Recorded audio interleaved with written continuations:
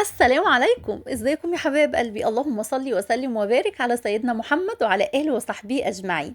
عايزه حضرتك تاكلي سينابون ومكسله تلفي وعايزه زبده كتير وعايزه وجع دماغ وبس نفسك في السينابون، تعالي وانا اقولك هتعملي احلى خليه نحل بطعم السينابون. والطعم خطير بيوديكي كده في حته تانية. في الجو اللي احنا فيه ده عايز اي حاجه فيها قرفه، او انا بحب اي حاجه فيها قرفه في الشتاء ده.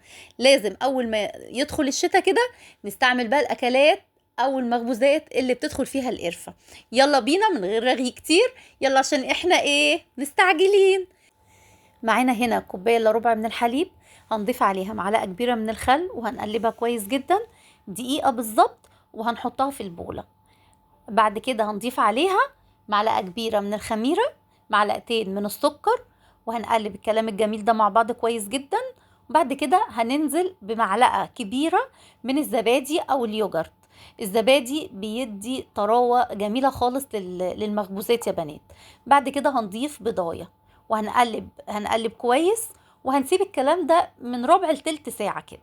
بعد كده لحد ما تجهزي الدقيق وتنخليه. ومعايا هنا كوبايتين ونص من الدقيق.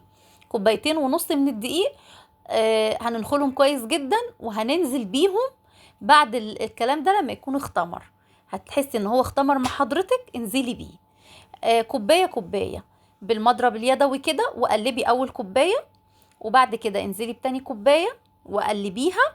طبعا هنا مهمة المضرب انتهت، لان العجين هيبتدي يتقل مع حضرتك، هنستعمل كده ايدينا. هنا نزلت بنص كوباية من الدقيق وعجنت كويس، هو اخد معايا كمان معلقتين. طبعا هنا كل واحد حسب نوع الدقيق اللي بيستعمله. ممكن دقيق ياخد كوبايتين ونص، ممكن دقيق ياخد كوبايتين ونص وكمان زي كده اخد معلقتين زيادة. ممكن حضرتك لحد 3 كوبايات الا ربع، على حسب نوع او البراند بتاع الدقيق اللي حضرتك بتستعمليه. هنعجنها كويس جدا جدا جدا. واخر حاجه بضيف معلقه كبيره من الزبده او السمنه. انا ما كانش عندي زبده فضفت معلقه كبيره من السمنه البلدي. هبتدي كده الم في العجين لحد ما اخليها على هيئه كرة، وهسيبها في نفس ذات البولة تختمر. وهنغطيها بأي استرتش راب أو أي كيس تلاجة عند حضرتك. هتقعد تختمر ساعة، يعني أقل حاجة هتاخد في الجو اللي احنا فيه ده ساعة. بعد كده حضرتك هتجيبيها على الكاونتر او الرخام عند حضرتك، وهنبتدي بقى كده بعد ما نفضي طبعا منها الخمر كده، وهنبتدي نقطعها. ممكن حضرتك تشكليها كور على طول، بس انا سهلت على نفسي كده وقطعتها لقطعتين، وابتديت ان انا اشكلها على هيئة كرات صغيرة حسب العجينة ما تطلع مع حضرتك، او حسب الكرة اللي حضرتك هتعمليها. ممكن تطلع 30، ممكن تطلع 20، 25، على حسب الكرة وعلى حسب الصينية اللي حضرتك هتستعمليها. بالنظر كده هتبتدي تقطعيها. هتخلصي التقطيع كلها على هيئة كرات، وهنبتدي برضو نغطيها لحد ما نجهز الحشو. الحشو عبارة عن ايه يا رودي؟ عبارة عن معلقة كبيرة من القرفة، يعني انا حطيت معلقة ونص لان انا بعشق حاجة اسمها قرفة. يمكن حضراتكم عرفتوني في موضوع القرفة ده. معلقة كبيرة من القرفة، معلقة كبيرة من السكر، او نقول معلقتين من السكر، معلقة كبيرة من الكاكاو. هنقلبهم كويس جدا، يبقى معلقة كبيرة من الكاكاو، معلقة كبيرة من القرفة، معلقتين من السكر السنترفيش العادي. هنقلبهم كويس جدا، وهنبتدي بقى بأول كورة احنا قطعناها، وهنبتدي نفردها مع يعني مسحة بسيطة جدا من الزبدة أو السمن على العجينة. وهنبتدي بقى نحط نص معلقة صغيرة من الخلطة اللي احنا عملناها دي، وهنبتدي نلفها على هيئة سرة كده وعلى هيئة كورة، وهنبتدي نحطها في الصينية. فاهمين يا بنات؟ مش صعبة خالص، سهلة جدا. بصوا، مسحة بسيطة، هنفرد العجينة مسحة بسيطة من السمن أو الزبد.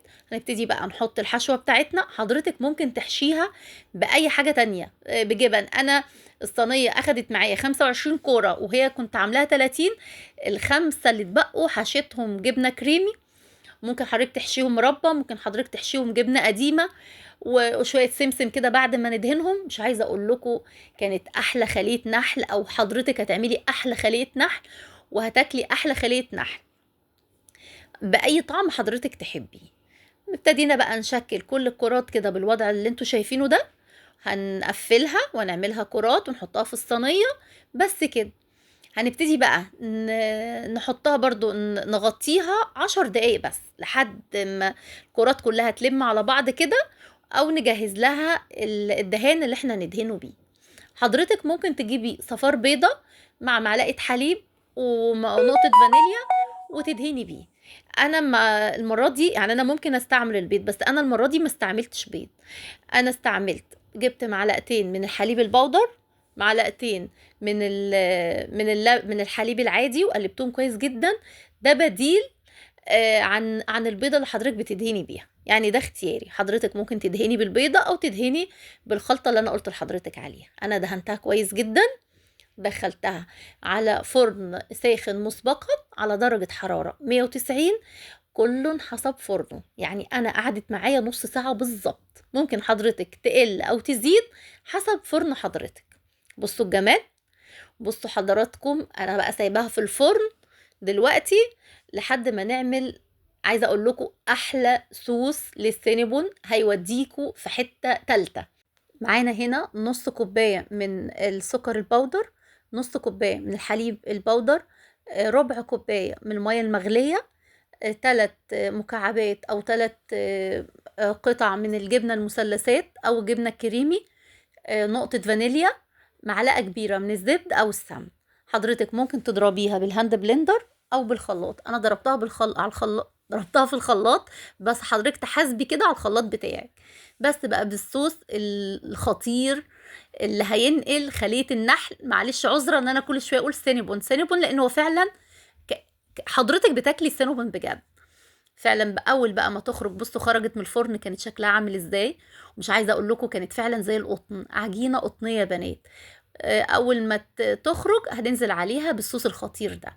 حضرتك بقى ممكن، يعني هنا انا اديت حضرتك الاساس، حضرتك ممكن بقى تزودي صوص كراميل، صوص شوكليت، اللي يناسب ويريح حضرتك.